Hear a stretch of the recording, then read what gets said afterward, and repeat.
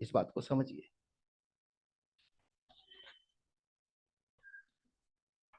अगर हम south facing मकान बनाएंगे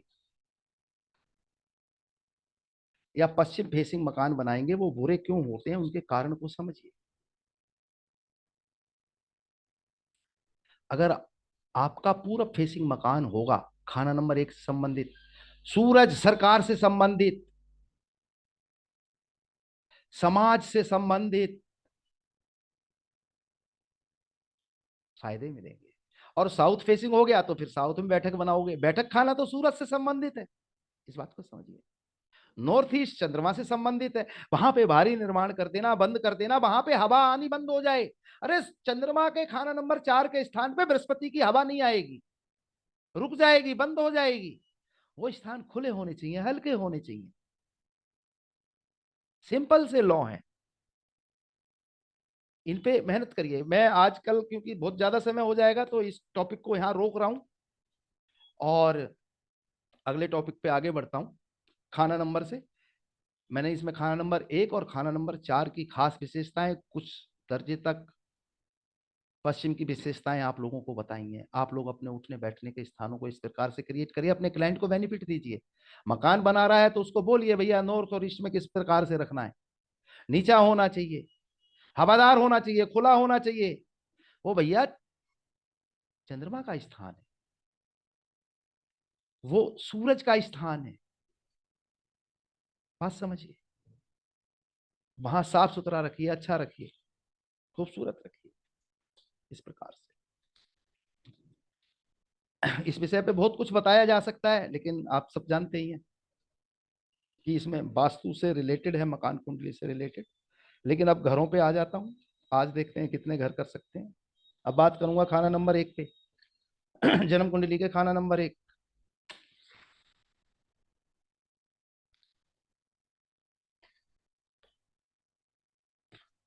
किताब के शब्दों को बोलूं तो किताब कहती है, शाह सलामत का तख्त बादशाही या हजूर का कदम मुबारक। शब्दों की मर्यादा समझिए। खाना नंबर 1 पूरब दिशा, खाना नंबर 1 का ग्रह राजा। अब जो मैंने मंदिरों के नक्शे बताए और ये बर्मिंगम पैलेस का दिखाया, वहां पे समझिए, कोरिलेट करिए इन चीजों से। मैं आप लोगों के दिमाग को विस्तार देना चाहता हूं, सिर्फ किताब नहीं पढ़ाना मेरा उद्देश्य है। घर पहला है तख्त हजारी, ग्रहफल राजा कुंडली का। ज्योतिष में इसे लगन भी कहते, झगड़ा जहां रहे माया का। मैंने यहां शब्द बदल दिया है, रू माया नहीं बोला मैंने, रहे माया का। अरे राजा होगा जब ही तो उसकी जरूरतें होंगी, और जरूरतें तो माया से, धन से, संपत्ति से ही पूरी होती हैं। किताब के शब्द में थोड़ा मैंने हेर फेर किया है, जो किताब में लिखा है वहां लिखा है रूह माया का, मैंने कह दिया रहे माया का। उच्च बैठे ग्रह उत्तम कितने दस्ती लिखा, ख्वाब विधाता हो खाली पड़ा जब घर साथ टेवे, सक्की असर कुल ग्रह का हो, लगन बैठा ग्रह तख्त नसीनी, राजशाही जब करता हो, आंख गिना घर 8 है उसकी। खाना नंबर 1 की 8, 8वें घर के ग्रह। 11 से हरदम चलता हो टांगे 11। आप समझिए, खाना नंबर 1 को अच्छा या बुरा असर देने के लिए खाना नंबर 7 और 8 और 11 जिम्मेदार होंगे। इनमें बैठे हुए ग्रह जिम्मेदार होंगे, है या नहीं है वो बात की बात है। आप सूत्रों को समझिए। खाना नंबर 1 में बैठे हुए ग्रह की चाल कैसी होगी, उसकी नजर कैसी होगी, उसके फैसले कैसे होंगे, वो पता चलेगा जब आप 7, 8 और 11 को ध्यान से देखेंगे। इनमें कौन ग्रह है, मित्र ग्रह है या शत्रु ग्रह है या खाली है। खाना नंबर 1 की ताकत है ये, खाना नंबर 1 को कंट्रोल करते हैं ये 7, 8, 11। आप कैसे डिसीजन ले सकते हैं कि खाना नंबर 1 में सूरज बैठ गया है, बस बात खत्म। अरे 11वें में राहु बैठ गया, दुश्मन हो गया, टांगे खराब हो गई। 8वें में केतु बैठ गया, आंखों में मिर्च पड़ गई राजा के। क्या देगा सूरज खाना नंबर 1 में बैठ के ऊंच का होते हुए भी? एक सामान्य जीवन, बस। खाना नंबर 7 में आ जाए राहु, खाना नंबर 7 में आ जाए शुक्र, खाना नंबर 7 में आ जाए कोई दुश्मन गिरे। अरे जब वो 7 में का वजीर है, जब वजीर ही अच्छी नहीं होगा, वजीर अच्छा होगा ही नहीं, तो राजा के तो वो कहां से डिसीजन ले पाएगा? राजा कोई सारी दुनिया में खुद तो घूमता नहीं ना, वो वजीरों के माध्यम से सारी जानकारी लेता है, फिर वो डिसीजन लेता है। तो खाना नंबर 1 में बैठे हुए ग्रह को देखने से पहले 7, 8, 11 को देख लीजिए, मित्र हैं, शत्रु हैं, या खाली है। तभी डिसीजन मत लेना खाना नंबर 1 में अकेले बैठे हुए ग्रह को, चाहे वो अच्छा है, चाहे वो बुरा है, चाहे वो पापी है, चाहे वो नेक ग्रह है। नो, पूरी चीज देखिए, एक एक सूत्र को समझने की कोशिश करिए। अकेला तख्त पर बहुत हो, साथ में राज वजीरी होती है। अब समझ आइए, तख्त पे अकेला गिरह बैठा हो, एक। अब अगला सूत्र समझ लीजिए, साथ में बहुत हैं वजीर, यानी एक राजा के बहुत सारे बकी वजीर, मतलब प्रधानमंत्री। राजा के यहाँ तो मंत्री होंगे ना। राजा के हुक्म बजाने के लिए 4 नौकर हैं, 10 नौकर हैं, राजा खुश होगा। बात खत्म, मामूली सा सूत्र है। इसी में आगे चलिए, उलट मगर जब टेवे बैठे जड़ 7वें की कटती हो, यानी कि राजा कई हो जाए और वजीर एक हो जाए तो मारा गया बेचारा वजीर। अब राजा कई है, वजीर एक है, बात समझिए। राजा कई हो गए, वजीर एक हो गया। अब वो बेचारा एक वजीर कितने राजाओं के हुक्म बजाएगा? वो मारा जाएगा, वो कमजोर हो जाएगा। ऊंच नीच जो गिने घरों के, वह नहीं एक साथ लड़ते हैं। खाना नंबर 1 में ऊंच कौन है? सूरज। खाना नंबर 7 में कौन ऊंच है? शनिचर। शनिचर खाना नंबर 1 में नीच है, सूरज खाना नंबर 7 में नीच है। अब कुंडली में देखेंगे, मतलब किताब में भी पढ़ेंगे, तो केंद्र स्थान के ग्रह लड़ते नहीं, बाकी ग्रह सब झगड़ा करते, उम्र से भी चंद मरते हैं। ऊंच नीच जो एक साथ में हो रहे हैं, उनके अलावा कोई और ग्रह होंगे तो वो अपना जो उनका सिस्टम है, उम्र के हिसाब से, हर ग्रह की उम्र मियाद है, उस अनुपात में ही अच्छे बुरे असर देंगे, लड़ेंगे, झगड़ेंगे, पिटेंगे, पीटेंगे, आपस में लड़ेंगे। वो एक अलग कॉन्सेप्ट है। लेकिन जो ऊंच नीच होते हैं उनमें कोई प्रॉब्लम नहीं होती है, ऐसे समझ लीजिए। हमारी जन्म कुंडली का घर पहला, खाना नंबर 1, इसके संबंध समझिए। हमारा शरीर, हमारा अस्तित्व है व्यक्ति का, जिसकी जन्म कुंडली है उसी के ऊपर सोचिए। उस व्यक्ति की नेचर, उस व्यक्ति के शरीर के अंग,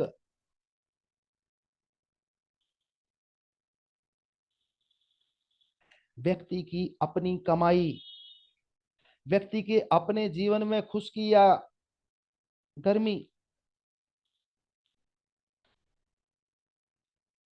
व्यक्ति के अपने बनाए हुए मकान,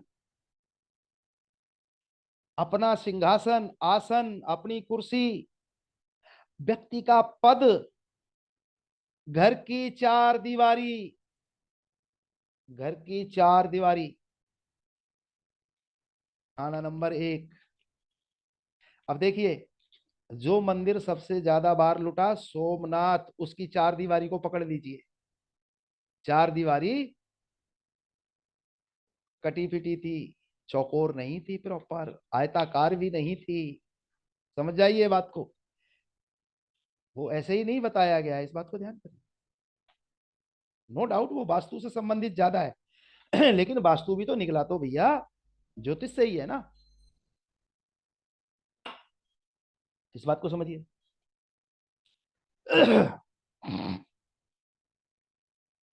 खाना नंबर 1 से पता चलेगा अपने बनाए हुए मकान, अपनी पद प्रतिष्ठा, अपने बैठने का स्थान, घर की चार दीवारी, घर के तय जमीन के कोने, कोने खाना नंबर एक से ही पता चलेगा। अब सोमनाथ मंदिर के उस नक्शे को ध्यान कर लीजिए। वहां पे साउथ में और ईस्ट में जल तत्व था पानी। साउथ ईस्ट में नहीं, साउथ ईस्ट की तरफ। इस बात को समझिए।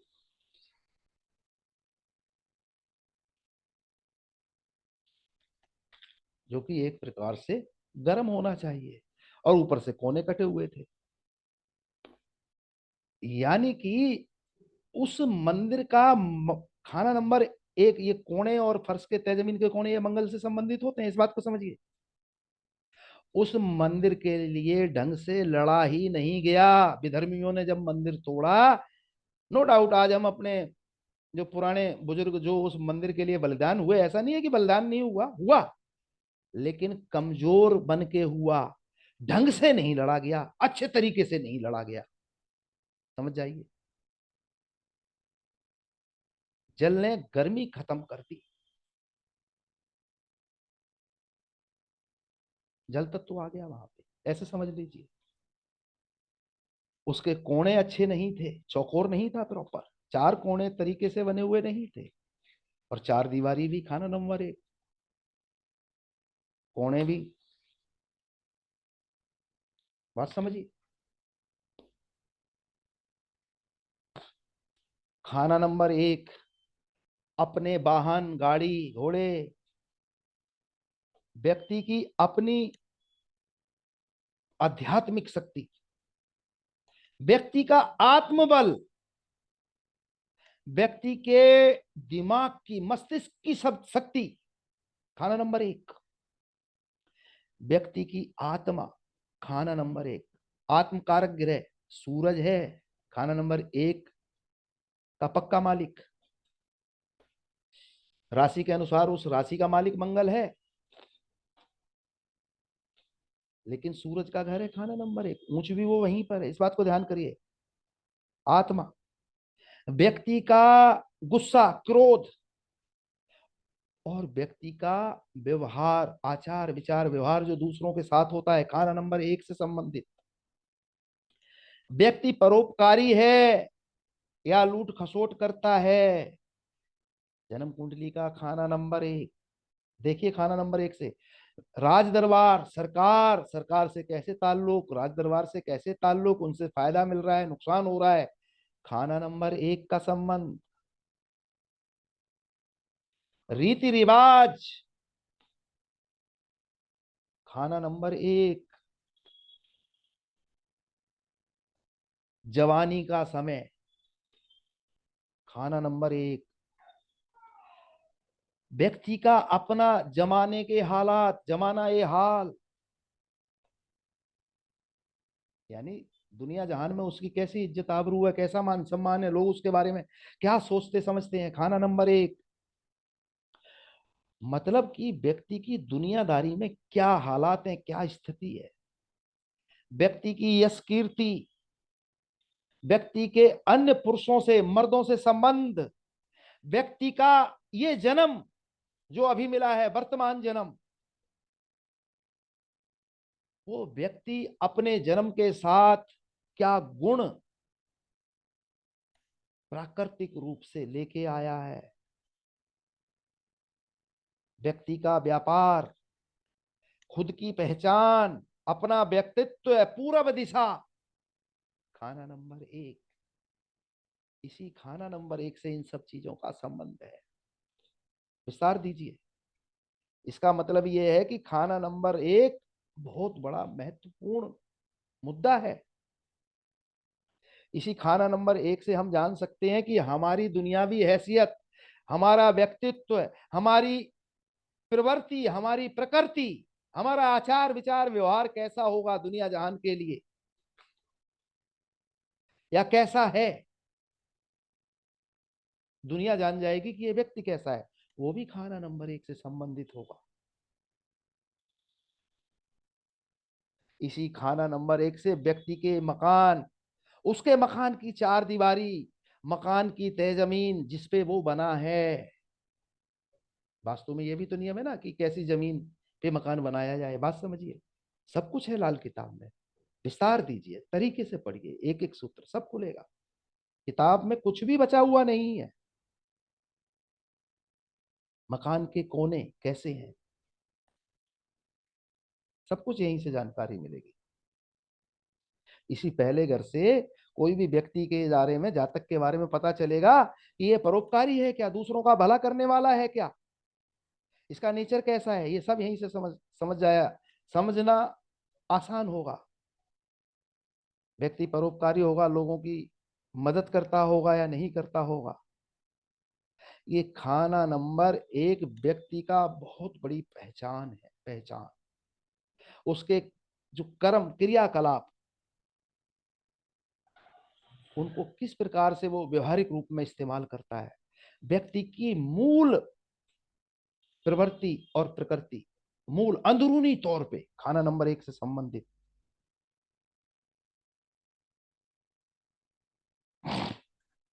अब इसी में थोड़ा आगे बात करेंगे। जो व्यक्ति के क्रियाकलाप होते हैं, जो व्यक्ति का व्यवहार होता है, नौवें घर से भी जाना जा सकता है। नौवें घर में बैठे हुए ग्रहों के हालात से भी ये दृष्टि गोचर होगा, ऐसे समझ लीजिए। और व्यक्ति धर्म रीत रिवाज पुरानी मान्यताओं में कितना इन्वॉल्व है या नहीं है, व्यक्ति में कितने संस्कार हैं, कैसे विचार हैं, उसके दृष्टिकोण क्या है, इस तरीके से। यही खाना नंबर 1 व्यक्ति पिछले जन्मों में क्या लेके आया है, उसके संस्कार कैसे हैं, पिछले जन्मों से कैसे लेके आया है इस जन्म में, और जिनका फल अब भोगना है, ये भी पता चलेगा। यह घर राजा का तख्त, सिंहासन, आसन, खाना नंबर 1। इसीलिए खाना नंबर 1 में जो भी ग्रह बैठा होगा, वो व्यक्ति की तकदीर यानी कि किस्मत का बीज होगा, ऐसे समझ लीजिए।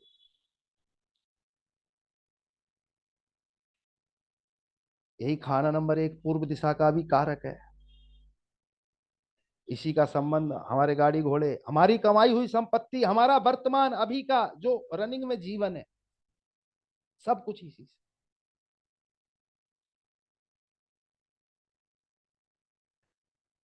वो किस कारोबार में जा सकता है, इसका भी ज्ञान खाना नंबर 1 से आसानी से मिल सकता है।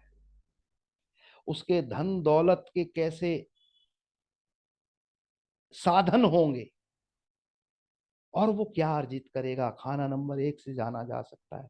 हमारी बैठक, हमारा बैठक खाना, अभी कुछ देर पहले मैंने यही बोला ना, पूरब दिशा में बैठक खाना, खुला स्पेस, इज्जत मान मिलेगी। पूरब पूरब दिशा में जो भी चीज आपके घर में हो, वो सूरज से संबंधित हो तो बेनिफिट मिले देगी, बात खत्म।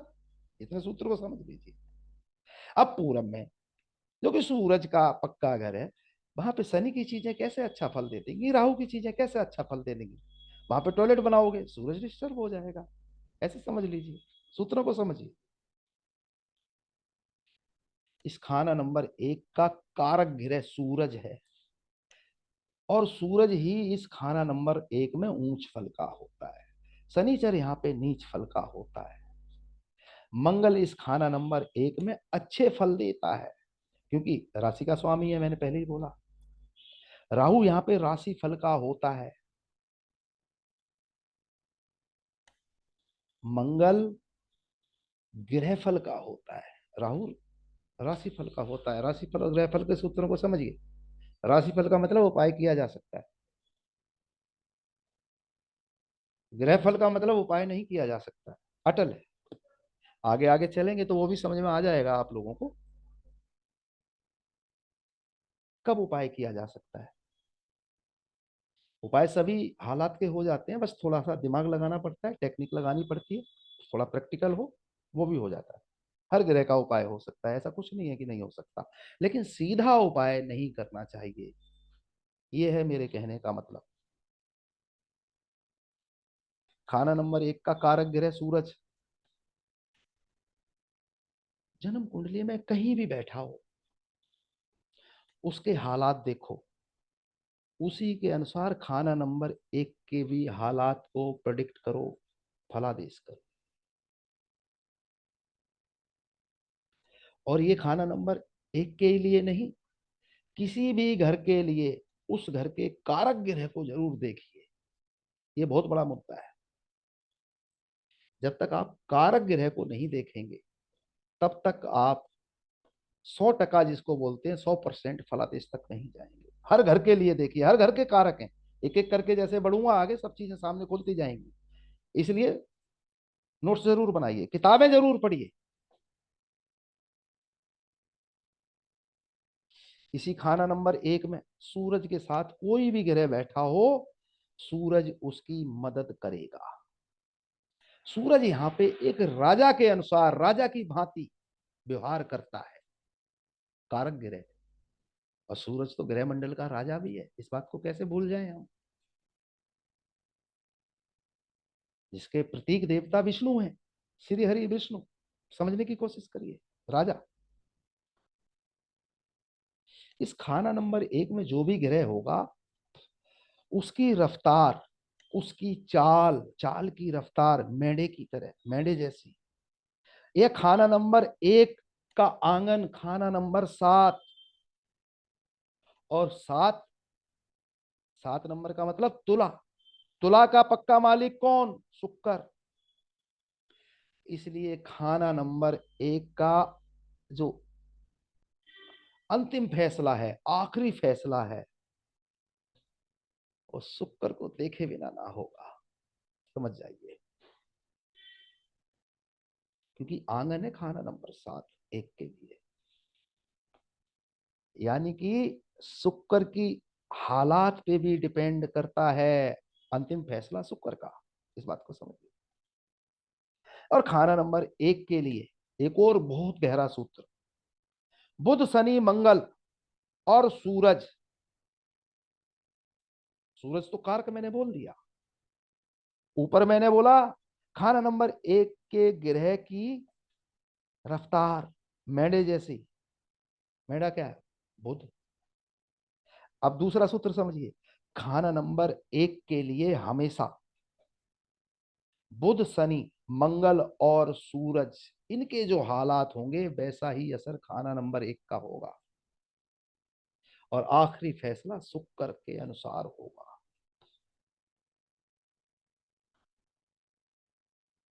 खाना नंबर 1 में सूरज ऊंच का है, शनिचर नीच का है, और मंगल का ये घर है। खाना नंबर 1 एक सूत्र है किताब का, वो ही दोहरा देता हूं आपके सामने, और इस सूत्र को खोल के बताऊंगा और आप समझेंगे, आनंद आएगा, समझिएगा। किताब कहती है कि खाना नंबर 1 में बृहस्पति, चंद्र, बुध, राहु। बेशक आप लोग अपने क्या बोलते हैं उस पे कागज लेके बैठे, कॉपी लेके उस पे बना लीजिए बचक कर, और वहां पे ये नोट कर दीजिए, खाना नंबर 1 में गुरु, चंद्र, बुध, राहु 4 बैठे हैं, और खाना नंबर 7 में अकेला केतु है। इस सूत्र को खोल के थोड़ा समझाऊंगा, समझिएगा। और उससे पहले मैंने बोला था कि खाना नंबर 1 का राजा अकेला हो और साथ में ज्यादा वजीर हो तो राजा बड़ा खुशकिस्मत होगा, अच्छा होगा, नेक होगा।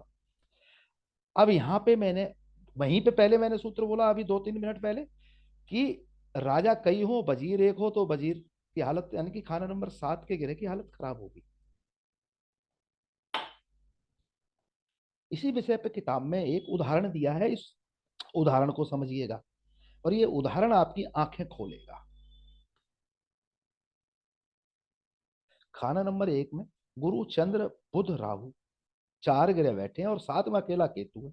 तो पंडित जी ने वहां पे लिखा है 35 साल उम्र तक नर औलाद नहीं होगी। होगी तो होकर मर जाएगी। 48 साल उम्र तक एक ही लड़का होगा, फिर बाद में 48 के बाद दूसरा लड़का भी हो जाए तो बुध बर्बाद होगा। अगला, ये शब्द मैंने जो बोला है, अगला लड़का हो जाए तो बुध बर्बाद होगा। इस सूत्र को समझिए, लाइन को समझने की कोशिश करिए। लाल किताब के एक एक शब्द का बहुत महत्व होता है।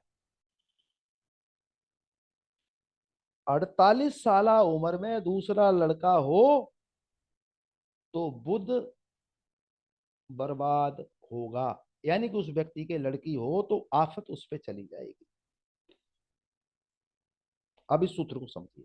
खाना नंबर 1 में 4 राजा, अकेला केतु। अब आप देखेंगे राहु तो केतु का ही हिस्सा है, एक में जो बैठा है।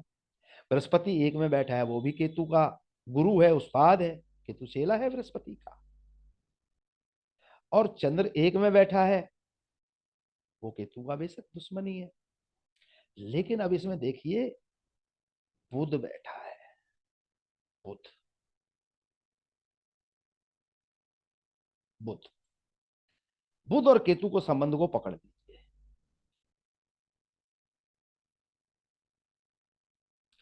अब अगली लाइन समझने की कोशिश करिए बुध को पकड़ने के बाद, कि 35 साल उम्र तक नर औलाद नहीं होगी, लड़का नहीं होगा।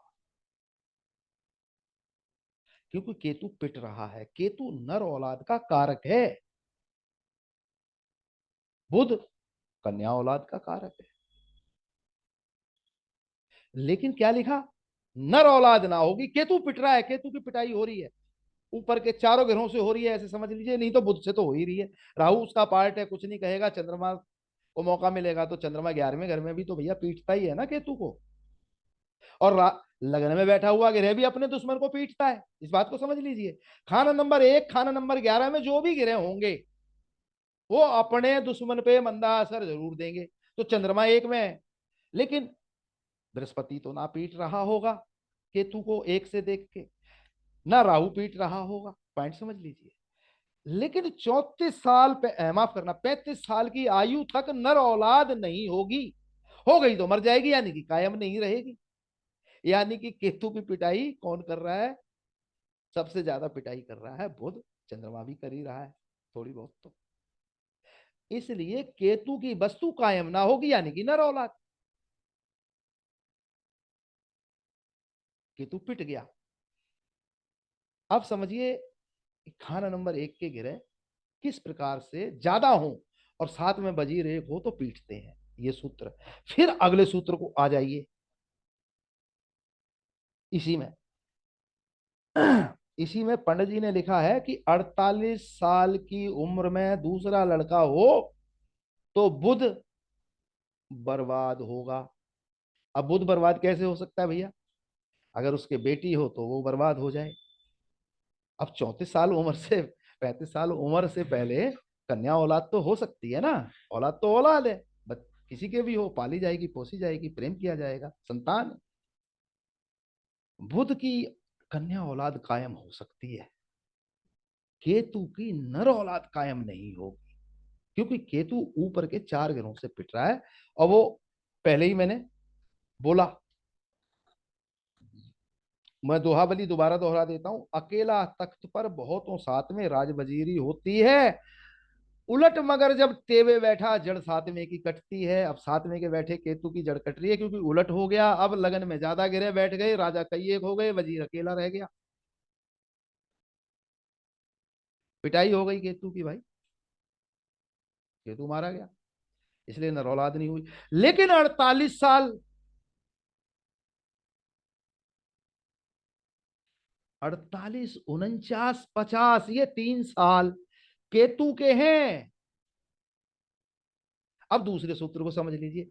कोई भी ग्रह अपने, अब इस सूत्र को थोड़ा और ध्यान से समझिए। कोई भी ग्रह अपने वक्त, अपने समय, अपनी मियाद में ज्यादा ताकतवर होता है, ज्यादा बुराई या अच्छाई कर सकता है अपने मित्र या शत्रु के साथ। सिंपल सा लॉ है।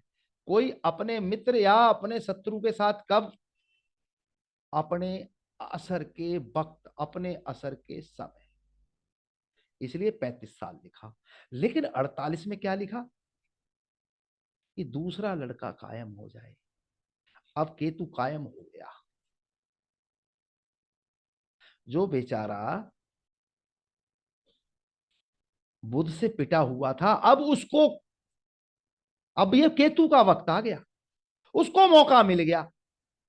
एक सूत्र और बताता हूं। मैं हमेशा बोलता हूं कि जब आप ग्रहों से संबंधित सोचें समझें तो अपने परिवार का मेंबर समझ के बात करें। ये बहुत बड़ा सूत्र है, ये मामूली बात नहीं है। बस बोलने में आसान लगता है। अब भैया केतु का असर का समय, केतु की म्याद का समय आ गया, और लड़का पैदा हो जाए तो बुध बर्बाद होगा। अब केतु उल्टा हमला बुध पे मार देगा, क्योंकि सबसे ज्यादा पिटाई उसकी लगन में बैठे हुए बुध नहीं करी थी। बुध और केतु का बैर बहुत खतरनाक है, ऐसे समझ लीजिए। अब उसकी बेटी होगी तो बेटी पे आफत आएगी, सिंपल सा लॉ है, क्योंकि बेटी बुध का कारक है। बात को समझिए, बेटी बुध का कारक है, सिंपल सा लॉ है। अब इस सूत्र को समझने में क्या आया, कोई आसानी, कितनी आसानी हुई। हमें इस तरीके से अपने विचारों को मजबूती देनी होगी। हमें यह ध्यान रखना पड़ेगा कि कौन किसका शत्रु है, कौन किसका मित्र है। लेकिन अब अगले सूत्र को समझिएगा। पंडित जी ने उपाय भी लिख दिया इस कंडीशन में। अब उस उपाय को समझिएगा। मैं बार बार कहता हूं कि दुनियादारियों की सेवा करिए। दुनियावी कुत्ते, असली कुत्ते, गरीब गुरबा, जरायम पेशा, डकैत, चोर, उचक्के, नशेड़ी, सबकी सेवा बोलता हूं मैं। उसके बोलने का कारण समझिए। जो इस अगली लाइन में आएगा। पंडित जी ने उपाय के लिए क्या करा? केतु को बचाने के लिए कि लड़का हो जाए, लड़का हो भी जाए, स्वस्थ भी रहे, और 35 से पहले ही हो जाए, बुध के समय में ही हो जाए। भाई 34-35 तक तो बुध का समय होता है ना। अब पहले एक और चीज कंप्लीट कर देता हूं। लगन में बैठे हुए सभी ग्रहों की असर वक्त खत्म हो चुका है 48 में आके। बृहस्पति का 16 से 21, चंद्रमा का 24, लगन में बैठे हुए का, केतु 7 वाले में ही बोल रहा हूं, बुध का 34-35 तक, राहु का 42 तक। 42 से 47 लगा लो, तब भी पंडित जी ने 48 लिखा। यहाँ पे पंडित जी ने राहु केतु की मुश्तरका उम्र नहीं बोली 45 साल। इस बात को समझिए, और यहाँ उसका कोई इस्तेमाल है भी नहीं। लगन में बैठे हुए सभी ग्रहों की उम्र के बाद केतु की खुद की उम्र में लड़का कायम हो जाए तो बुध मारा जाए। लड़की हो तो लड़की बर्बाद। अब किसी की लड़की नहीं है, बहन हो तो उस पर भी अटैक आ सकता है। बहन बेटी भी नहीं है उसके पास, तो संभव है कि उसके कारोबार, उसकी नसों नाड़ियों में दिक्कत हो जाए। पॉइंट समझिए, सिर्फ अटकिए मत किताब के शब्दों तक। किताब को बहुत फ्री स्टाइल कुश्ती की तरह, फ्री स्टाइल मैच की तरह समझने की कोशिश करिए। अब आप कहेंगे यार इसकी तो बेटी पे ही, अरे भाई बेटी नहीं है, बहन है, हो गया काम।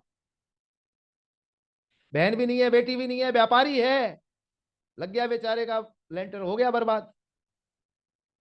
व्यापार नहीं करता, नौकरी करता है, नसों नाड़ियों में दिक्कत हो गई, फिर क्या करोगे? बुध से संबंधित आसिया बर्बाद होगी। आसिया का मतलब वस्तु, क्योंकि अब केतु का जमाना आ गया है भैया। अब केतु नहीं छोड़ेगा, और केतु की सबसे बड़ी दुश्मनी किसके साथ है? बुध के साथ। इस बात को ध्यान रखिए। अब उपाय सूत्र पे आ जाइए, इसी खाना नंबर 1 के उपाय सूत्र में पंडित जी ने क्या लिखा? कन्या, घोड़ा, गाय, तोता, सबको अपनी रोटी से हिस्सा दें तो नर औलाद कायम हो जाए या बची रहे।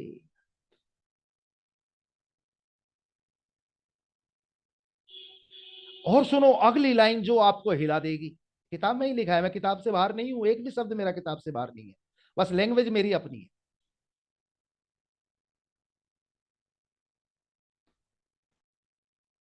पंडित जी ने इसमें लिखा है, औलाद कायम हो जाए, स्वस्थ रहे, अच्छी रहे, बल्कि औलाद के पैदा होने के दिन से चंद्र, राहु, बृहस्पति, बुध, लगन में बैठे हुए चारों ग्रहों का राजयोग का फल, राजयोग का फल, वरना हर तरफ खाक और लानत मिलेगी। अब ध्यान करिए पंडित जी ने क्या बोला। चंद्र की घोड़ी, घोड़ा,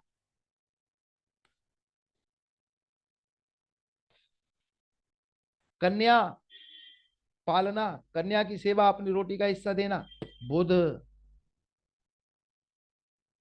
तोता बोला, बुध, गाय बोली, शुक्र। खाना नंबर 7 के केतु पे आफत आ रही है। खाना नंबर 7 का मालिक है शुक्र। जिस घर में केतु बैठा है उस घर के भी कारक ग्रह को सेवा करवाइए। समझिए, सूत्रों को समझने की कोशिश करिए।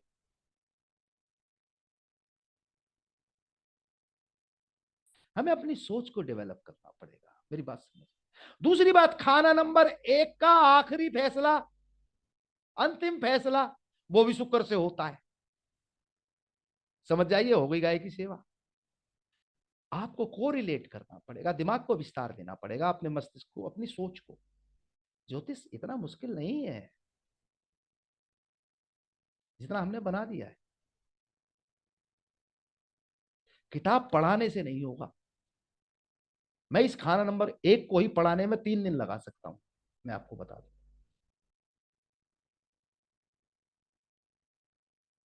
लेकिन समय की मर्यादा है साहब, 20 क्लास में जितना खींच सकेंगे खींचेंगे, तो इसलिए मेरे को छोटा करके बोलना पड़ता है।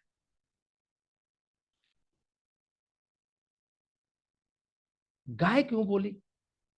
शुक्र तो यहां था ही नहीं कहीं। अब समझ लीजिए, जो निराश्रित गाय गली मोहल्ले में घूम रही होती है वो केतु होती है। तो पंडित जी ने ये तो नहीं लिखा कि निराश्रित गाय, या कुछ लोग आवारा गाय बोल देते हैं उसको, से ऐसा नहीं लिखा, उन्होंने गाय लिखा। खूंटे से बंधी हुई गाय, चाहे वो किसी के घर में हो, चाहे वो गौशाला में हो, वो शुक्र है। जो रोड गली पे निराश्रित होके घूम रही है वो गाय केतु है। दूसरी बात, बृहस्पति गद्दी नसीन साधु है। जो गली मोहल्ले में भटक रहा है वो बृहस्पति नहीं है, वो भी केतु है। इस बात को भी समझ लीजिए। और यहाँ पे जो गाय की सेवा पंडित जी ने लिखी है वो खूंटे से बंधी हुई गाय की बात हुई है, प्रॉपर शुक्र की। उससे क्या हुआ? खाना नंबर 1 का अंतिम फैसला शुक्र से।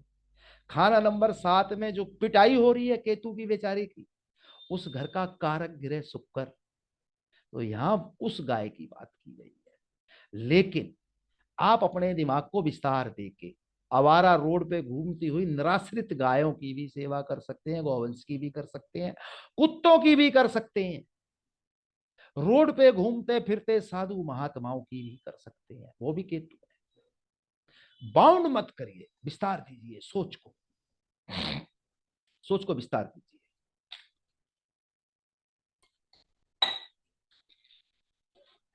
और फिर अगले शब्द मैंने जैसे बोले थे कि जो लगन में बैठे हुए ग्रह हैं, चंद्र, बृहस्पति, राहु और बुध, ये भी राजयोग बना देंगे। अब बताओ इससे ज्यादा और क्या अच्छे हालात हो सकते हैं। और अगर ये उपाय नहीं किया तो हर तरफ से खाक, लानत, मलानत होती होगी, पंडित जी के ही शब्द में।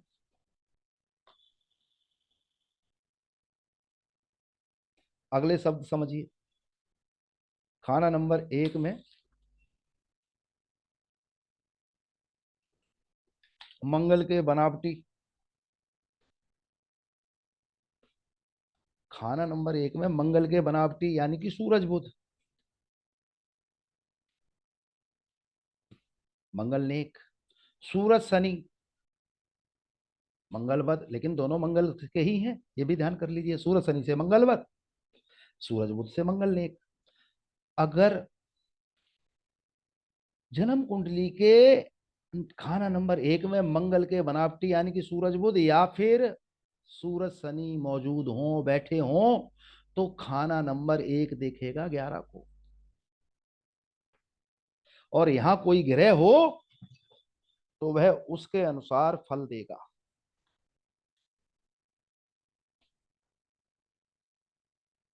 खाना 11 के अनुसार। और 11 खाली हो तो खाना नंबर 1 के ग्रहों का जो प्रभाव है वो मेढे की तरह यानी कि बुध की तरह, बुध की चाल पर होगा। यानी कि कुंडली में जैसा बुध वैसा असर। खाना 11 खाली हो तो जैसा बुध वैसा असर। ये बात को ध्यान कर लीजिए। मेढे की चाल, मेढे की रफ्तार। मेढा क्या है? बुध से संबंधित। इस बात को समझिए। जन्म कुंडली का खाना 8 खाली हो और एक में एक से अधिक ग्रह बैठे हों। मैं दोबारा बोल रहा हूं, 8 खाली और खाना नंबर 1 में कई ग्रह, तो खाना नंबर 1 के ग्रहों में जो एक खाना नंबर में ज्यादा ग्रह बैठे हैं, एक से ज्यादा, उनका फैसला शुक्र से होगा। खाना 8 खाली हो। और ये भी ध्यान करिए, ठीक ऐसे सोचिए कि जैसे शुक्र भी खाना नंबर 1 में ही बैठा है। और खाना नंबर 1 के ग्रह मैंने पहले ही बोला 7, 8, 11 से कंट्रोल होंगे। अब एक और सूत्र, खाना नंबर 1 में जो ग्रह बैठता है तो उनमें से बृहस्पति हो अगर खाना नंबर 1 में, तो ग्रहों की जो ताकत की मिकदार है, जो ताकत का पैमाना है, वो कमजोर होगा किस किस का। बृहस्पति लगन में तो चंद्रमा आधा, आधी ताकत का, शनि 3/4 ताकत का, केतु 5/6 ताकत का, शुक्र चौथाई ताकत का हो जाएगा।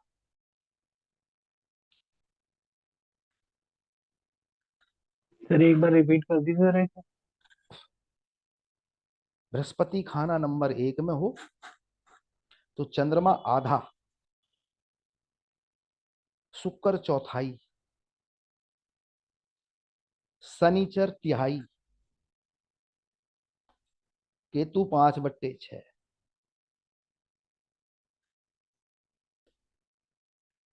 अब इस सूत्र से समझने की कोशिश करिएगा कि बृहस्पति लगन में था, जो ऊपर एग्जाम्पल किताब का मैंने दिया उदाहरण, और केतु 7 में था। केतु की पावर बृहस्पति ने भी कम कर दी थी, समझ लीजिए। यानी कि इन घरों के अच्छे फल की जो मात्रा है वो कम हो गई, ऐसे समझ। इसी खाना नंबर 1 में बृहस्पति के साथ बुरे ग्रहों का प्रभाव। बुरे ग्रहों का मतलब बृहस्पति के दुश्मन। 8 साल नेक होगा। बृहस्पति के साथ खाना नंबर 1 में बृहस्पति के दुश्मन बुरे ग्रह बैठे हों तो वो बुरे ग्रह भी 8 साल अपना अच्छा असर देंगे। 16 साल है बृहस्पति की मियाद, ध्यान करिए। और 8 साल बृहस्पति के क्योंकि दुश्मन है तो वो दुश्मनी का असर देंगे, ऐसे समझिए। यानी कि खाना नंबर 1 में बुध और बृहस्पति बैठ जाए, एक उदाहरण समझ लीजिए, तो 8 साल तो बुध कोई नुकसान ना देगा बृहस्पति को, लेकिन अगले 8 साल बुध और बृहस्पति लड़ रहे होंगे, ऐसे समझिए। बुध बृहस्पति पे जहर फेंक रहा होगा, दुश्मनी निभा रहा होगा। अगला सूत्र, खाना नंबर 1 में सूरज हो तो वो नीच नहीं होता। सभी को मदद देता है, आपको पता ही है। लेकिन इसके साथ शुक्र हो एक में, तो शुक्र नीच होगा। और एक सूत्र मैंने क्या बोला कि सूरज सबको मदद देता है, लेकिन शुक्र के लिए यहाँ पे हालात बदल गए हैं। क्योंकि सूरज शुक्र मिलने से जो बुध पैदा होता है, मतलब फूल होंगे पर फल नहीं होंगे, वो वाली कंडीशन लागू हो जाती है।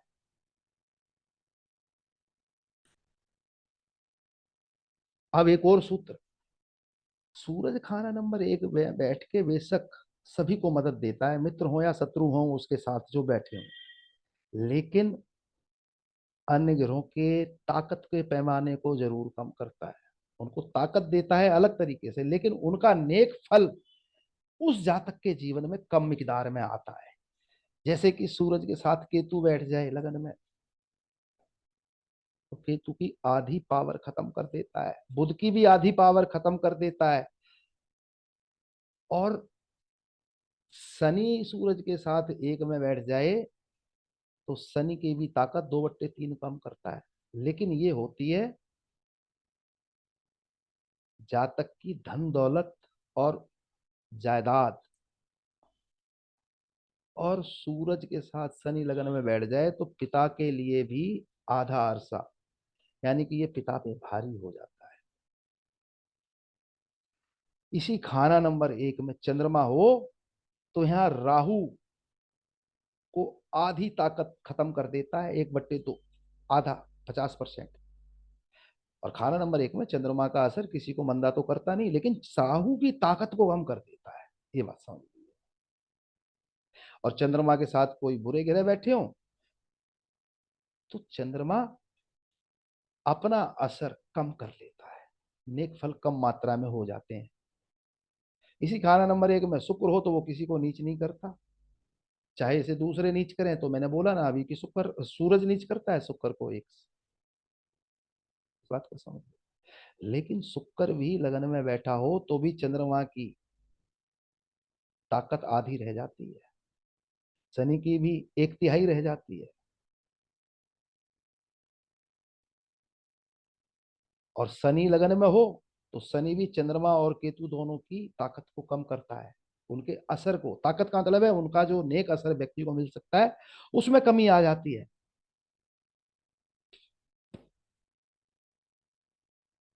और केतु लगन में हो तो सूरज की ताकत आधी कर देता है। अब ध्यान करिए, सूरज लगन में, माफ करना, केतु लगन में सूरज को ऊंच करता है, लेकिन सूरज की ताकत को आधा कर देता है। इसीलिए मैंने कहा था कि खाना नंबर एक और खाना नंबर 11 में जो भी ग्रह बैठता है वो अपने दुश्मनों की ताकत को कम कर देता है। अब ये ताकत अलग चीज है और सूरज को ऊंच करना अलग चीज है केतु लगन में, लेकिन सूरज की ताकत को कम कर देगा। इस बात को समझिए, केतु लगन में चंद्रमा को शून्य कर देता है, और केतु लगन में सूरज की ताकत आधी खत्म कर देता है, लेकिन सूरज को ऊंच करता है। और राहु लगन में बैठ जाए तो सूरज और चंद्रमा दोनों की ताकत को आधा कर देता है। इस बात को समझिए। आज खाना नंबर एक पे इतनी ही बात करेंगे, आगे से इसकी स्पीड और थोड़ी बढ़ाऊंगा, क्योंकि आज हमने आधा पौधा घंटा दूसरे विषय पे बोला।